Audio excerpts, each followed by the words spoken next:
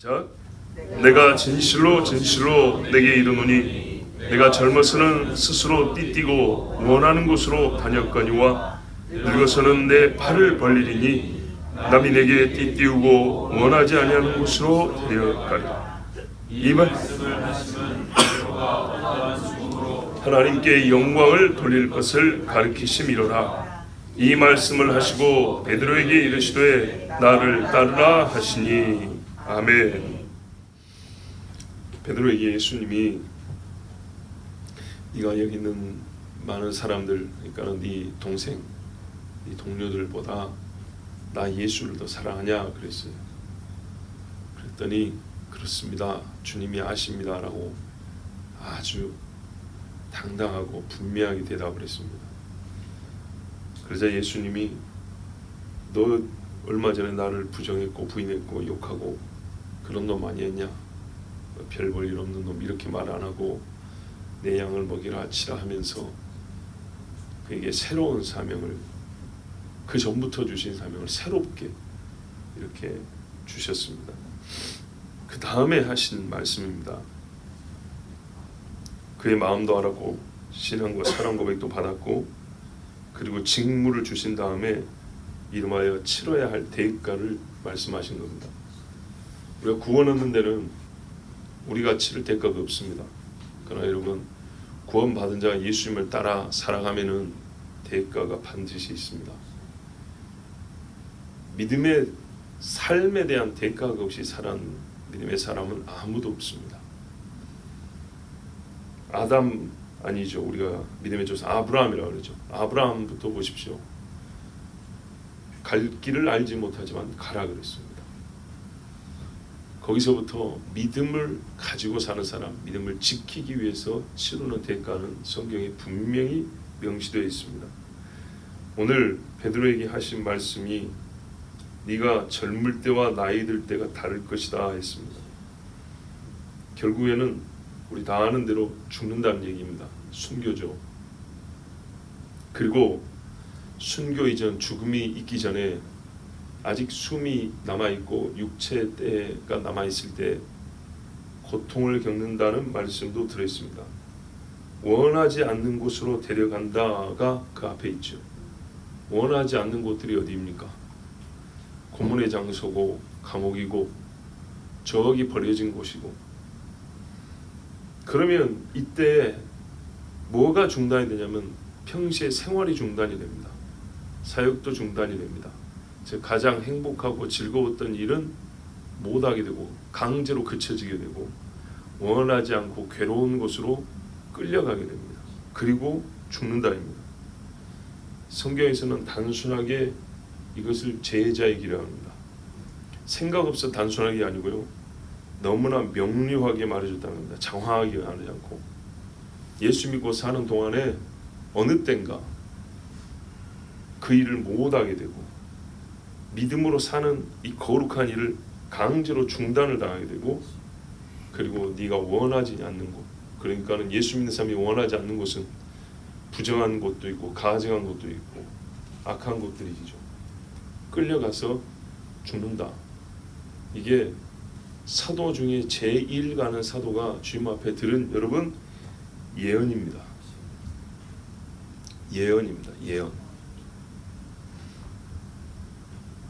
폭력적인 죽음, 이게 가장 예수를 지금까지 최고로 잘 따른 사람에게 주님이 주신 선물입니다. 보세요. 예수 따름의 결과가 예수님이 지금 죽었다가 살아난 예수님 앞에서 하고 말씀하시죠. 나처럼 너도 죽는다. 예수님이 그렇게 되셨잖아요. 어떻게 죽냐? 죽음의 방법도 나하고 똑같다. 죽음과 죽음의 형태, 죽기까지. 그래서 네가 죽음의 결과도 나와 같을 것이다. 동일동등이란 말이 아니고요, 동질. 그래서 뒤에 보면 하나님께 영광이 된다고 그랬습니다. 예언, 성경의 모든 예언 중에 하나도 안 일어난 일이 있습니까? 없습니다. 다 일어납니다. 그런데요, 성경에 사망을 예언한 경우가 몇 번이나 있다고 보십니까? 개인의 사망을 예언한 경우는 극히 드뭅니다. 악한 거짓 선지자들에 대한 예언이 있어요. 너는 오래가 가지고 죽으리라. 그래서 그의 7월에 죽으니라. 뭐 이런 케이스가 있죠. 그런데 그리스도의 제자됨으로 인하여 죽을 것이고 어떻게 죽을 것이냐 했더니 비참하게 죽는데 그 죽음이 예언으로서 말씀이 되기는 사실 처음인 것 같습니다. 여러분, 베드로가 이 말씀을 믿었을까요? 안 믿었을까요? 믿죠. 왜요? 예수님이 죽는다 할 때 일이 이루어지지 아니하리이다 막 그랬거든요. 몇 날이 못 되어 너희가 나를 다 버리고 나는 죽으리라 했을 때 절대 그런 일은 벌어지지 않습니다 했지만 절대 일어났죠. 그리고 네가 나를 부인하리라, 절대 그런 일은 안 일어납니다. 확실하게 일어났죠. 베드로는요, 예수님에 관해 더 이상 의심이라는 게 있지 않습니다. 그래서 여러분, 베드로가 감옥에 잡혔을 때 잠을 편히 잤다는 거 아십니까? 왜요? 늙어서 그랬거든요. 제대로 믿었다면 젊을 때 잡혔을 때는 그냥 편히 자야 되는 겁니다. 정확하잖아요. 젊어서는 네가 원하는 대로 갈 수 있다고 그랬어요. 늙어서는 띠띠우고 높이 들려. 그래도 가장 유력한 전승이하면 네로 시대에 십자가에 못 박혀 죽었다고 그랬어요. 그 이야기를 누구나 알아들을 수 있는 우회적 표현을 했어요. 젊어서 이미 잡혀갔어요. 원하지 않는 곳으로 사람이 띠띠우고 포승줄을 묶고 끌어갔어요. 부분적 성취죠. 젊어서도 이러면 반드시 그렇게 되겠구나. 완전한 믿음을 갖고 살았어요. 완전한 믿음을 갖고 사는데 완전한 믿음이기 때문에 어떻게 해요? 여기서 끝나겠구나. 매 몇 대 맞고 끝나구나. 감옥에 며칠 있다 나오겠구나. 사도행전에 5장인가 보면은 감옥에 가 있는데 어떻게 했어요? 천사가 와서 깨웠죠. 나가라 그랬어요.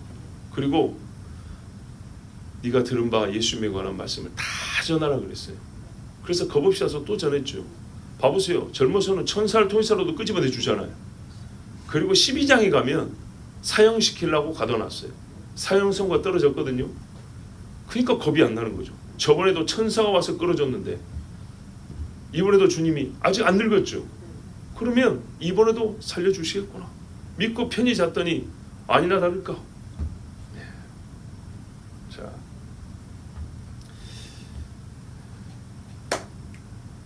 좀 기분은 좋죠. 이렇게 늙어서 죽는다 그러니까 젊을 때는 제패도 나겠구나.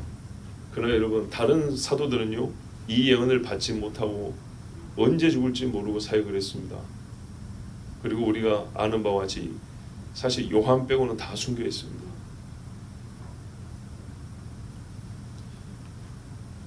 순교, 의인일지라도 무서운 것이 죽음입니다. 예수님도 육체로 계셨으므로 이 잔을 내게서 옮기시옵소서 그랬습니다. 고이 죽는 것도 아니고 극심한 고통 가운데 죽는 것은 하나님의 아들 예수님도 육신을 입고 오셨을 때는 피하고 싶었던 것입니다. 그래서 여러분, 우리가 믿음의 사람이 죽음에 대하여 두려움을 갖고 오지 않았으면 하는 그 마음, 즉 본성이 육체의 연약함으로 인한 본성적 두려움하고 믿음에 의해서 천국 가고 싶다, 천국 보고 싶다는 이 거룩한 소망하고 이게 공존하는 감정이 이상한 것이 아닙니다. 이거는 정상범주입니다. 이 두 가지 소리를 하더라. 영 미심쩍다. 그러면 본인이 죽을 때 되면 알아요. 그 성경에 나온 대로 봐보세요. 그거는 이상한 것이 아니고 정상범주인데 그 정상범주를 넘어서는 거는 보면 알아요. 우리가 다 이제 보면 이게 진짜 믿음이 없는 건지 있는 건지 알 수가 있어요. 두려우면서도 소망이 공존은 해야 돼요. 공존. 여러분, 결국 그 두려움과 소망 또는 거룩한 순복, 여기서는 목을 죽임이 천수를 누리지도 못했는데 목을 내놔라 그러죠. 여기는 순종이 있어야 된단 말이죠. 그 둘의 공존이지만 결국에는 한쪽이 이겨야 되거든요. 근데 순종이 나왔다. 이것이 믿음입니다. 빌보서 1장 20절에도 보면 나의 간절한 기대와 소망을 따라 살든지 죽든지 내 몸에서 그리스도와 존귀하게 되기를 원하노라 그랬어요. 그러면서 말하면 사는 것도 그리스도고 죽는 것도 유익하다고 그랬어요. 갈라디아서 2장 20절에도 내가 사는 것은 나를 사랑하신 하나님의 아들 믿는 믿음 안에서 사는 것이다. 그러니까 우리의 삶은 모두 다 그리스도 안에 있다 이렇게 말했어요. 그러므로 살아도 죽어도 우리가 다 하나님께 영광이라고 로마서에도 14장에 그렇게 말씀이 되어 있죠.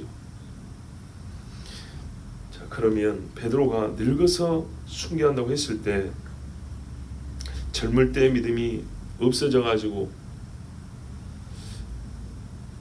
아니죠. 젊을 때의 믿음이 그대로 갔다는 얘기죠.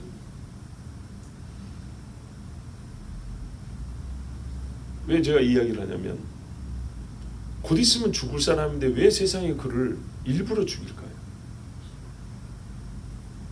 그렇죠. 아니, 젊을 때 죽여야 일 못하게 빨리 없애버리니까 세상이 나름대로 세상이 볼 때는 자기들에게 이득이 있겠죠. 근데 이제 다 늙어가지고 가만두고도 몇 년 있으면 죽을 사람인데 굳이 그거를 땡겨가지고 죽일 이유가 있을까요? 하루를 더 보는 것보다 차라리 빨리 죽는 게 낫다 할 정도로 밉다는 겁니다. 그리스도를 미워한 만큼 그리스도 닮은 사람 밉다 그랬습니다. 미운 사람은요 나이가 많든지 적든지 부자든지 가난한지 빨리 없어지면 좋겠죠. 이것이 세상의 뜻입니다. 여러분 시편 14편에 보면 사람에 대해서 사람의 죄에 대해서 서술되어 있는데 이사야하고 이사야 53장인가와 함께하여서 의인은 없나니 하나도 없어 이 말씀 있죠. 이게 함께하여 로마서에 묶여 있거든요. 시편과 이사야가 같이 합쳐져서 로마서에 보면 의인 없나니 이 말씀이 이르시기를 기록되기를 이렇게 되어 있는 거예요. 근데 그 시편 14편에 악인은 눈앞에 하나님을 두려움이 없다고 했어요. 하나님이 없다 그랬어요. 그러면서 그 악인들이 가증하고 더럽고 악한 일을 하는데 대표적인 신뢰가 하나 나와 있어요. 조금 시적인 표현이지만은 확실히 맞아요. 뭐라냐면 내 백성을 떡 먹듯이 먹는다 그랬어요. 하나님의 백성을 잘근잘근 씹어 먹는다는 거예요. 떡은요 우리 전통 음식 중에 하나죠. 그래서 이제 한국식이니까 번역을 했지만 먹기 쉬운 음식입니다. 그래서 속담에서 무슨 떡 먹기 뭐 이런 거 있죠. 누워서 떡 먹기 사실은 언제 죽을 수 있지만 떡의 종류에 따라서 굉장히 잘 넘어간다는 얘기입니다. 노인도 먹을 수가 있습니다. 어렵지 않게.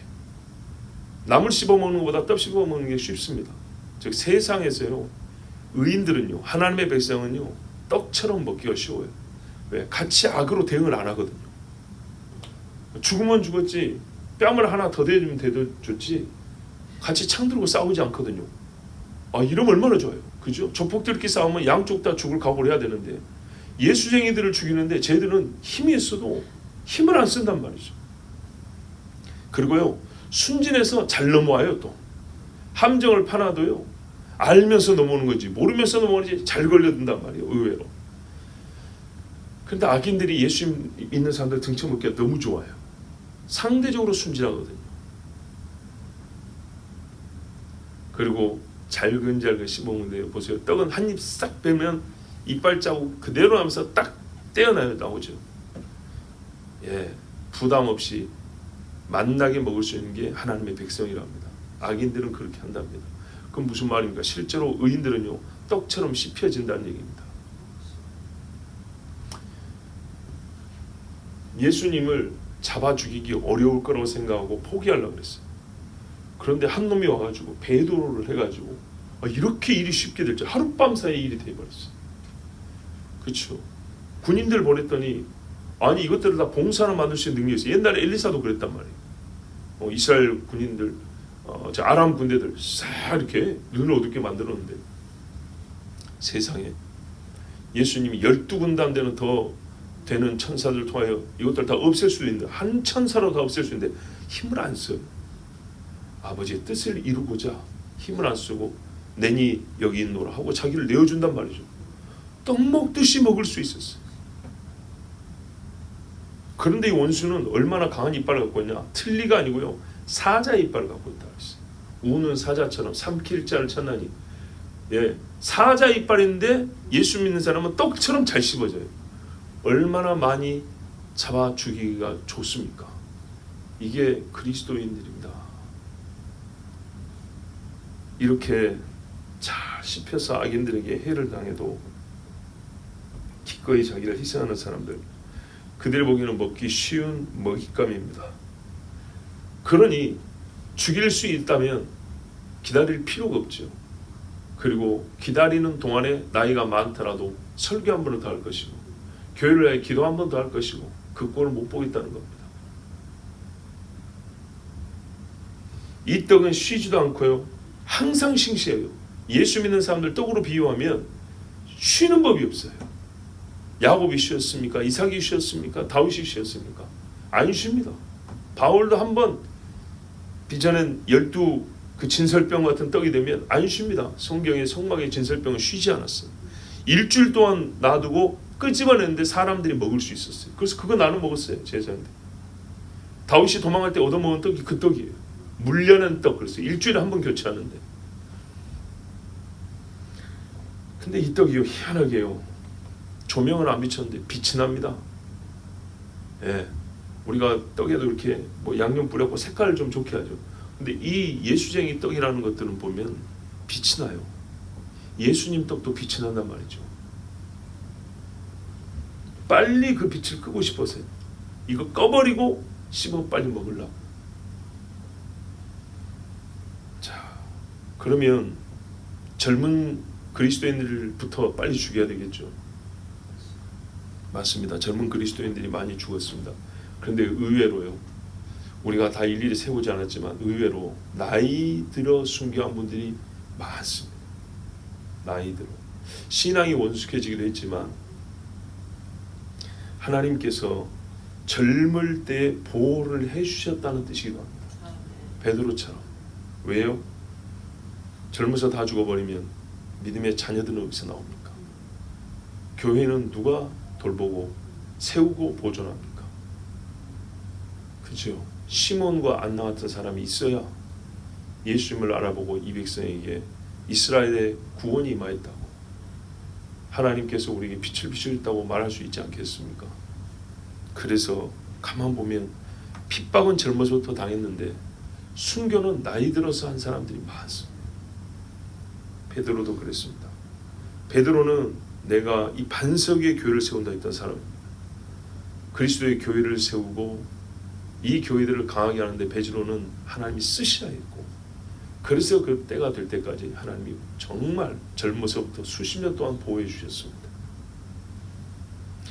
그렇기 때문에 교회는 이 나이든 베드로 사도 같은 나이 들어 순교한 사람들이 있어 큰 복을 받은 겁니다. 여러분, 베드로가 일찍이 고백을 했습니다. 예수님이 순교하는 십자가에 죽으시기 전에 13자에 보면 내가 죽으러 가는데 너희가 지금은 내 가는 데를 따라올 수 없다 그랬습니다. 베드로가 지난 3년을 생각해 볼 때 이 정도 따라왔으면 앞으로 못 따라갈 게 어딨냐고 자신 있게 말했습니다. 주여, 내가 지금 어찌하여 따라갈 수 없습니까? 내가 목숨이라도 내놓겠습니다 그랬습니다. 목숨 얘기 꺼내지도 않는데 지가 먼저 꺼냈습니다. 그 누가복음에도 보면 주여 내가 주와 함께 오게도 죽는 데에도 가기를 각오하였나이다 그랬습니다. 각오했는데 보기 좋게 떨어졌죠. 예, 가까이 가긴 갔어요. 근데 바로 여기가 믿음은 믿음인데 성령께서 완전히 지배하지 못한 상태에서는 거기까지만 가는 겁니다. 불신은 아닙니다. 불신이 어디 거기 대제사장 집에까지 들어갈 수 있어요? 못 들어갑니다. 그런데요, 그 이상 순교의 자리는요 못 갑니다. 그런데 만약 여러분 거기서 부정하고 죽어버렸다면 어떻게 됐을까요? 베드로의 구원을 여러분 확신할 수 있습니까? 예수님 말했죠. 사람 앞에서 인자를 부인하면 나도 아버지와 천사들 앞에서 그를 부인한다고 그랬어요. 주께서 택한 자이기 때문에 그에게 기회를 주시되 성령의 강력한 감동으로 그 이후에는 정말 옥에 가도 곧 죽인다고 해도 믿음으로 잠을 자버렸습니다. 그래서 그가 순교까지 갈 수 있었습니다. 그러나 분명한 것은 전에는 못 간다 했고 주님이 역시 예언했습니다. 나중에 따라온다고. 나중에 따라온다. 그러니 주님의 이 말씀은 뭡니까? 나중에 따라올 것이라는 말씀을 부활하신 후에 다시 말씀해 주셨으니까 이것도 예언입니다. 네. 전에는 네가 지금 못 따라온다 했죠. 그래서 며칠 못 따랐어요. 예언 그대로. 네, 네가 나중에는 따라올 것이고 돌이킨 후에 형제를 굳세게 하라는데 그 예언이 그대로 이루어졌고 하나하나 부활 후에 40일 동안에도 그 짧은 몇십일에도 하나님 말씀이 그대로 고지고대로 이루어진 걸 보니 훗날에 본인의 사역과 죽음에 대해서도 절대적인 확신을 가질 수 있었습니다. 19절을 보시면 예수님의 이 말씀이 진정 순교에 대한 말씀이라는 것이 해석되어 알려지고 있습니다. 베드로가 어떠한 죽음으로 하나님께 영광을 돌릴 것을 가리키시미로라.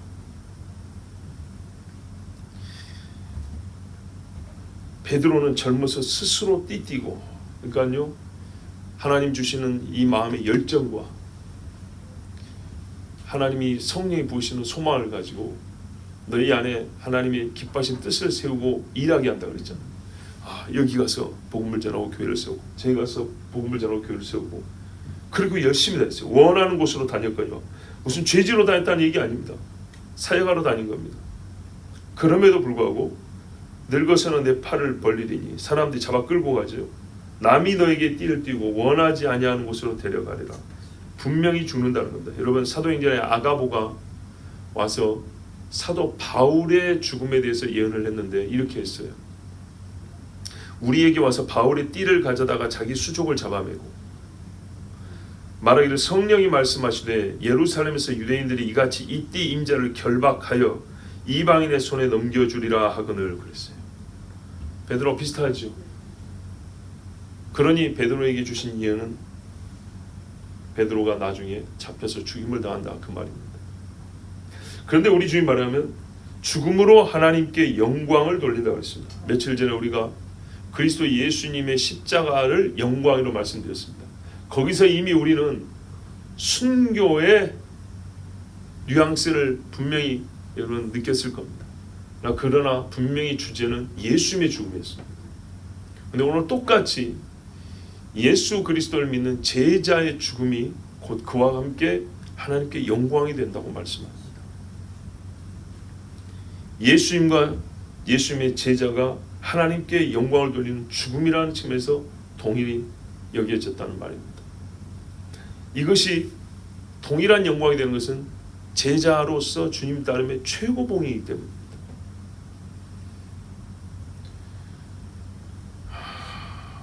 여러분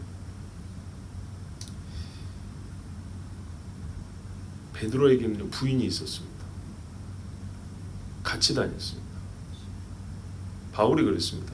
나라고 혼인하여서 베드로처럼 게바처럼 부인을 데리고 함께 다닐 권위 없겠느냐. 그러나 주의 나라를 위하여 스스로 고자된 자 중에 바울이 있습니다. 그럼 여러분 베드로의 부인이 베드로가 늙어서 순교한다는 걸 알았을까요? 몰랐을까요? 알고 같이 다니는 겁니다. 부인 입장에서 우리 남편이 나이 60이 되거나 60 몇 살쯤 되었을 때 대략 내 보는 눈앞에서 죽는다는 것을 알고 매일 같이 사역을 하러 다닙니다. 부인이 기도를 했을까요? 안 했을까요? 혹 잠들어 있는 것을 옆에 보면서 이러다가 언젠지 모르지만은 어느 한 날에는 이 사람이 끌려가고 나 혼자 울면서 기도하면서 그럴 날이 오겠구나 그랬겠죠. 전에 내려오는 이야기는 베드로 부인이 먼저 순교했다고 되어 있습니다.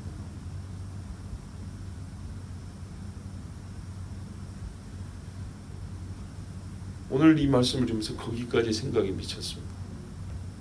부인이 자기 남편 죽을 것을 나를 받아놓고 같이 복음 증거 사역을 했다.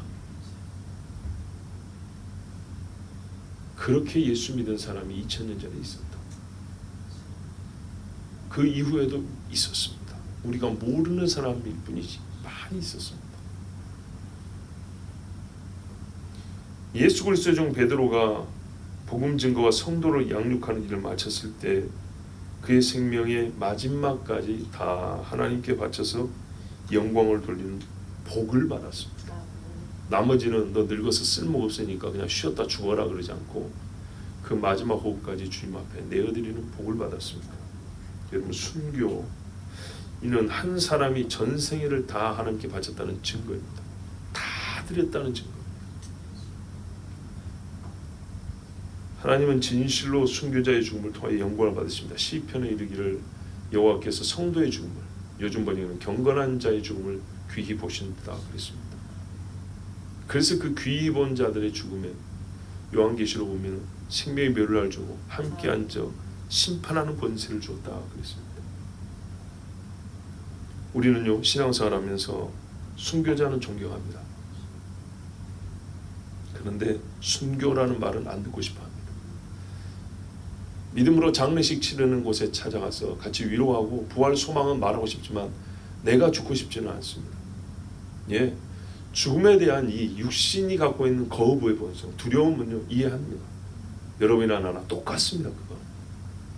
그렇지만 믿음은 죽음에 대한 두려움보다 크다는 것이고, 조금 더 사실 요만큼 더 큽니다. 우리 믿음이 대단한 것도 요만큼. 근데 그 요만큼이 결과로는 부등호 있죠.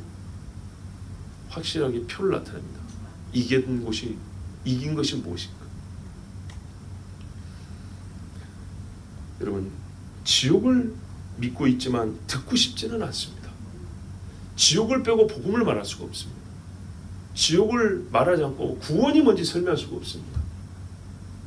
분명히 그럼에도 불구하고 우리가 또 믿음이 있는데도 불구하고 믿음이 없는 사람도 아닌데도 지옥은 무서운 곳이기 때문에 말하기 꺼려지죠.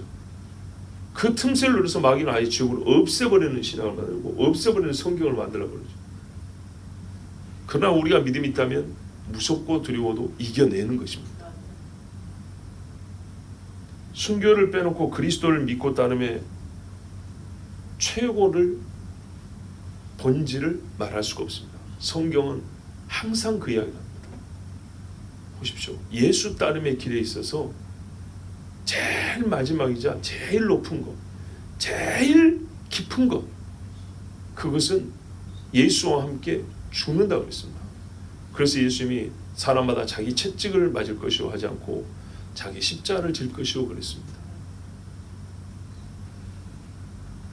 우리가 성경이 말씀하는 것을 하나라도 빼놓고 말하지 못한다면, 빼놓지 않은 것이 우리의 믿음이라면 절대 제1의 제자가 들었던 이 말씀을 우리는 마지막 제자로서 동일하게 들을 수 있어요. 먼 훗날 베드로가 늙었을 때 사랑하는 성도들과 제자들이 이렇게 말했습니다. 베드로는 4장 14절에 너희가 그리스도의 이름으로 치욕을 당하면 복 있는 자로다. 영광의 영 곧 하나님의 영이 너희 위에 계심이라. 아멘. 예수 믿고 고난을 당할 때에 성령이 영광의 영으로 나타난다 했습니다. 하나님의 영이 영광의 영으로 높여진다 했습니다. 네가 정말 하나님을, 영이신 하나님을 영화롭게 하고 싶으면 그리스도로 말미암아 치욕당하는 것을 감내하라고 그랬습니다. 양을 먹이고 치고 다 됐으니까 이제 쉬겠습니다 하지 않았고요. 목자는 양을 위하여 목숨을 내놓나니 그랬습니다. 예수님이 그렇죠. 물론 베드로나 사도들은 예수님과 같은 그런 목자는 아닙니다. 그렇지만 예수님께 위임을 받았기 때문에 그와 똑같이 자기 목숨을 내놓은 데까지 갔습니다. 여러분, 혹시 개인적으로 하나님께 기도 중에 순교에 대한 감동을 받은 분이 있습니까? 아니면은 베드로처럼 나는 예를 안 받았으니까 뭐 나하고 상관없다, 혹시 또 그렇게 생각하십니까? 이날 베드로가요, 밥 먹고 예수님하고 산책하는 중이었어요. 그러니까 뒤에 보면 요한이 그 뒤에 따라오고 있었거든요. 그래서 이렇게 보고 얘는 어떻게 되겠습니까? 이렇게 물어보고 있어요. 그러니까 이 말씀은 다른 제자들이 들을 수 있었지만 둥그렇게 앉은 자리에서 베드로만 유독 높여준 게 아니고요. 식사 조반을 드신 후에 걸어가는 중에 베드로가 옆에 있을 때 그때 말씀하시고 그 뒤를 바로 요한이 따르고 있었고 다른 제자들 줄줄 따라오고 있어서 아마 듣기는 들은 거예요, 같이. 요한은 뒤에 있으니까 바로 들어서 이렇게 기록해 놨는데 저 뒤에 있는 친구들은 아마 못 들었을 겁니다. 전에 들었을 거고. 이렇게 개인적으로 주님이 말씀해 주셨어요. 정말 사랑하고 귀하게 여기서 이 말씀을 주셨어요. 내가 가는 곳에 지금은 따라올 수 없으나 후에는 따라오리라. 그 말씀을 오늘 다시 주심으로 베드로로 하여금 정말로 이전에 예수 부인했던 그 부끄러움을 다 씻고 개인으로 회복 정도가 아니고요, 진짜 그리스도의 제자로서 완전히 회복시켜주는 말씀이 이 말씀이었어요. 다른 제자도 그렇게 할 것이지만 베드로에는 이 말씀이 더욱 필요했던 것은 그가 그렇게 약속하고 예수님을 부정한 적이 있기 때문입니다. 그러나 이 말씀을 굳이 듣지 아니하였어도 다른 제자들은 역시 똑같은 제자였기 때문에 다 순교자의 길을 갔습니다. 여러분, 여기서 한 가지만 우리가 더 생각했습니다. 하나님이 우리를 잘 아시기에 우리에게 얼마나 많은 복을 주시는가. 젊어서도 순교할 수 있고요, 요만한 애들도 순교합니다. 많이 순교했습니다, 실제로. 그런데 늙어서 순교한다 할 때는 얼마나 감사한지 잘 생각해 보십시오. 여기 보니까 어린애는 저 둘이밖에 없군요. 그러면 적어도 우리가 순교한다 해도 지금까지 살아온 인생은 없어지는 게 아니잖아요. 얼마나 감사합니까? 믿음 있는 집에서 자식으로 태어나 기름을 받고 부모의 웃음을 보고 커본 적이 있고 부모의 매를 맞고 커본 적이 있고 주일마다 늦잠을 자더라도 불이 나게 챙겨서 교회에 달려가 예배를 드려본 수십 년의 시간이 있고, 그죠? 나만 위해서 살지 않고 다른 성도들 위해서 내 주머니를 한번 털어본 적도 있고, 잘했다고 머리를 쓰다듬어 본 적도 있고, 사랑하는 사람을 만나서 결혼을 해서 신혼의 즐거움을 맛본 적도 있고, 자식 낳아 길러본 재미도 있고, 손자를 안아보는 행복도 있고, 얼마나 많은 것을 맛봤는지 모릅니다. 그렇죠? 저 개인적인 이야기를 해드리면 중학교 2학년 때 꿈을 꿨는데 그때 주님 다시 오실 때가 가까웠다고 밤에 막 동네별로 전도하러 다닐 때였어요. 교회 가서 12시에 강대상 앞에서 기도하고 중학생 때 그랬어요. 근데 그때 꿈을 하나 꿨는데 주님 오실 때 우리가 휴거가 돼야 되는데 이제 막 그랬을 때죠. 근데 저하고 같이 기도했던 무리들이 같이 꿈에 나타났어요. 그래서 누구는 올라가고 어쩌고 이제 꿈이니까 사실 실제하고 조금 다를 수도 있어요. 꿈이니까. 이게 완전한 계시일 수도 있고 계시인 꿈에도 가짜가 섞여 있기도 막 그러니까. 생각이 많으면 기본적으로 꿈이 많잖아요. 근데 그 꿈에서 제가 남아있는 거예요. 얼마나 무섭습니까? 그랬더니 옆에 모르는 사람이 얘기하는 거예요. 모르는 사람. 가끔 성경에 보면 어떤 사람이 나타나서 서서 에스겔도 저번에 나한테 말했던 그 사람이 이러잖아요. 사람의 형태로 천사로 나는 여겨졌어요. 얼굴이 보이질 않아요. 한 사람이 그랬더니 우리 무리 중에 뭐라고 말하면 저를 가리켜 얘는 순교할 사람이야 이러고 꿈이 깼어요. 제가 이거를 여러분에게 뭐 위대하고 자랑하고 그 말이 아니고 나는 그 꿈을 버리고 싶어요. 내 꿈 아니었으면 좋겠어요. 그리고 아직까지 안 성취돼서 얼마나 한편은 감사한지 제가 이야기하는 이유가 뭐냐, 그 꿈이 성취되기를 2년 있다 성취했으면 고등학교 다닐 때, 10년 있다 성취됐으면 청년 때입니다. 20년 있다 성취됐으면 우리 막둥이가 막 태어난 해입니다. 그런데 지금 보십시오. 시간이 많이 흘렀죠. 그동안의 믿음도 컸습니다. 그냥 싫어한 게 아니라 하나님 좀 덜 힘들게만 데려가 주십시오. 또는 그게 꿈이니까 계신지 아닌지 정확히 알 수가 없으므로 나의 소원은 이 땅의 마지막까지 견디고 살아남아서 주님 오시는 걸 보고 싶은데, 근데 그 모습을 보고 싶은데, 그러니까 정확히 하나님이 그거를 베드로처럼 예언으로 주신 건지 어쩐지 알 수는 없어요. 그런데요, 수많은 개꿈들은 다 없어졌는데 그 꿈은 아직까지 남아있어요. 그래서 한편은 부담인데요, 제가 왜 끝으로 이 말씀 개인적인 이야기를 하냐, 베드로 보세요. 젊은 날에 주를 위하여 힘쓸 수 있는 시간을 주님이 오히려 확보해 줬잖아요. 제가 우리 교회 와서 여러분 사역하는 시간 동안에 우리 막둥이 크는 걸 봤습니다. 이제 거의 아가씨처럼 커버렸죠. 그죠? 안짱다리로 이렇게 걷던 애가 지금은 쭉쭉 가고 얼마나 멋지게 걸어다니는 거예요. 손잡고 요만한 손잡고 어린이집 데리고 다니던 그 애가 지금은 손도 크고 같이 운동하면 힘도 좋고, 야, 이 아이가 크는 모습을 다 봤습니다. 얼마나 감사합니까? 한 집에 살고 한 교회 밑에 이 공간에 살면서 교회가 곧 나의 일터이자 집이면서, 그러니 자식을 보고 지는 시간이 얼마나 많습니까? 다른 아빠들보다 더 많이 자식들을 품에 안고 볼 수 있는 시간을 얻었습니다.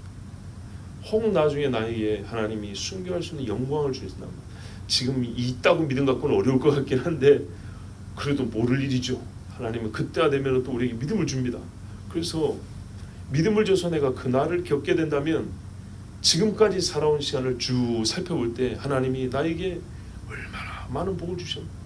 설교도 수천 번을 할 수 있는 시간을 주셨고, 애기들도 내 품에서 다 밥 먹으면서 손잡으면서 이렇게 키우는 그런 시간도 보내주시고, 여러분 이렇게 하나님께서 많은 시간을 주셨음에 감사하고, 그 시간을 하나님께 영광이 되게 하고 주님이 너의 피를 받겠다 내가 하면, 그 앞에 섰을 때 주님 진짜 아까도 할 말이 없는 죄인을 마지막까지 살려두셔서 이 복된 나날을 누리게 하시고, 우리 후손들까지도 예수 믿고 주님 앞에 갈 수 있도록 진짜 나 같은 죄인을 쓰셔서 그렇게 행하게 하시고, 자녀와 손자를 안아보는 기쁨도 주시고, 주님 나같이 모난 돌을 이렇게 다듬어서 옥석이 되게 하시고, 내 삶을 헛되게 하지 아니하시고 정말 복되게 하신 다음에, 그리고 마지막에 이렇게 또 거둬가신다니 감사합니다. 그러지 않겠습니까?